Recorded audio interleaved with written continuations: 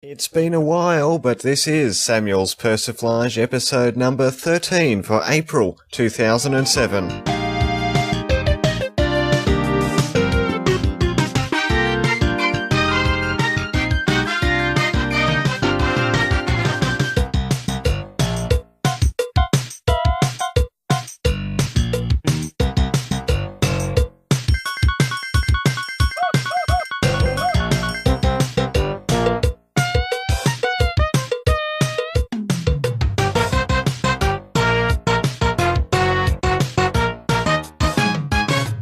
Yes, indeed. It's the coming up on the show today. We're going to solve the mystery of Frog.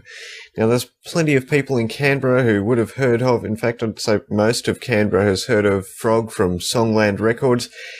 But why is he called Frog? We'll solve that one a little bit later on.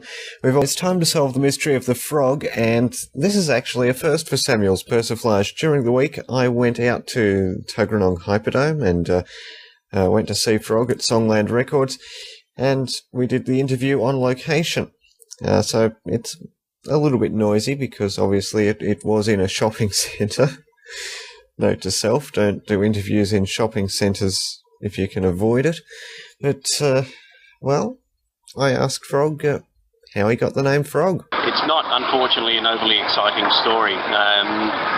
Cutting a long story short, the nickname, or professional nickname, has been around for probably about nearly 30-odd years, I guess. And all it was, quite simply, was just a combination of a few coincidences whereby, in no particular order, the house that I was living in with my mum and dad at the time actually had some frogs living in the backyard. I'm a huge animal lover myself, and I actually have frogs myself now. So we had some frogs living in the backyard. When I was at high school doing exercises and bits and pieces, the PE teacher passed the comment that I did head springs like a frog, and people thought that was humorous for about a minute or so. And my girlfriend at the time sort of took up on that a little bit and started buying me little gifts as people courting each other do. And that was basically the start of it as such, and then we actually took some of the frogs that I had from home in school, and we actually kept them as pets, bits and pieces there, and it just sort of just evolved from there. And with the media work and bits and pieces that I've done over the years, I understand the pitfalls of media work, etc., and I prefer to have a certain amount of anonymity when it comes to this sort of stuff. But that aside, as I said, it's been around for a long time, and it's just evolved. It's a bit like nobody really knows who Gordon Sumner is, but they all know who Sting is. And the same thing with me when people refer to me as Brian, I sort of freak out a little bit in a way. There's only a few people that actually call me that. So it's something I'm used to and very, very comfortable with. Songland's known as the home of the hard to find. How and why? Okay. I've been in the industry, the music industry, for over 25 years now, and I'm in a fairly unique situation insofar as I've worked in a couple of major wholesale companies in RCA Records and was CBS Records, now Sony Music.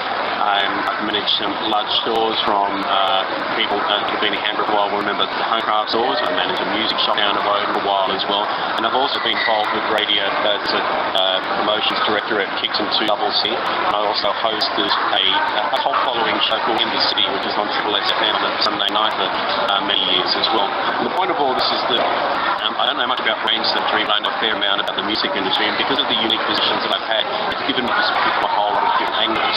And all through this time, I'd always thought if I didn't pursue more of a career with record companies, that I would probably own my own store. And if you're going to open your own record bar nowadays, you have to have a point of difference that you can live up to. And one of the things that makes it interesting coming to Songland every day is joining the dots between people that come in looking for songs or memories and actually putting them into a tangible form, a CD or a DVD or whatever.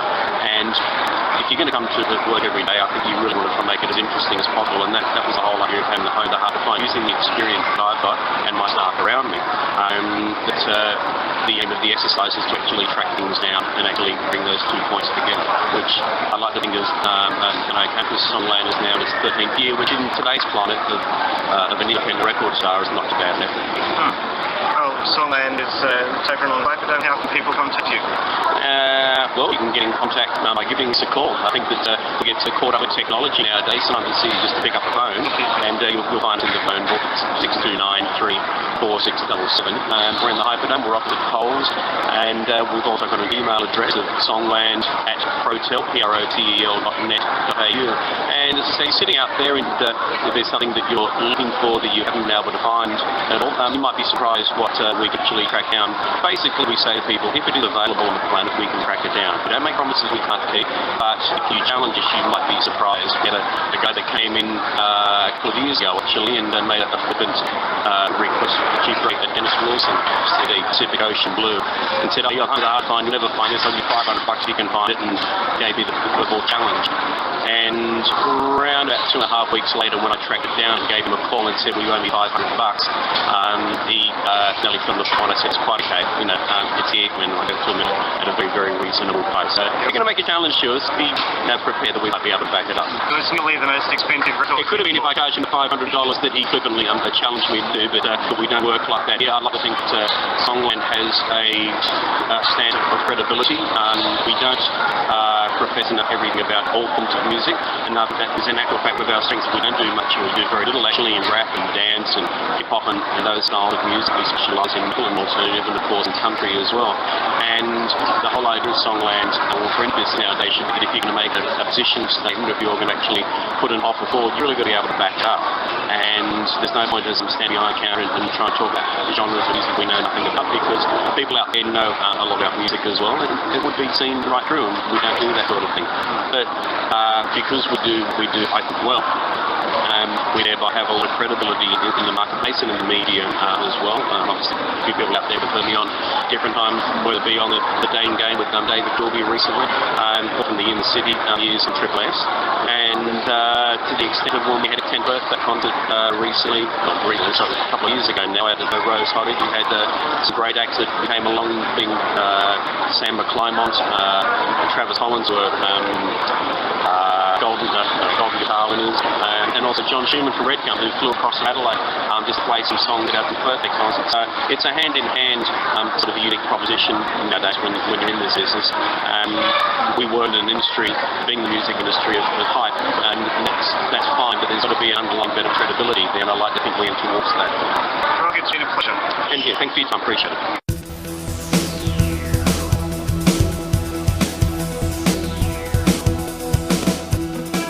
Incidentally, if you missed the contact details of Frog at Songland Records there because of the noise, then they are in the show notes, or if you, maybe it might be a couple of years down the track when you're listening to this and you're having a bit of trouble finding the show notes, well, it's no problem. Send me an email, podcast@samuelgordonstewart.com. I'll be more than happy to pass them on to you.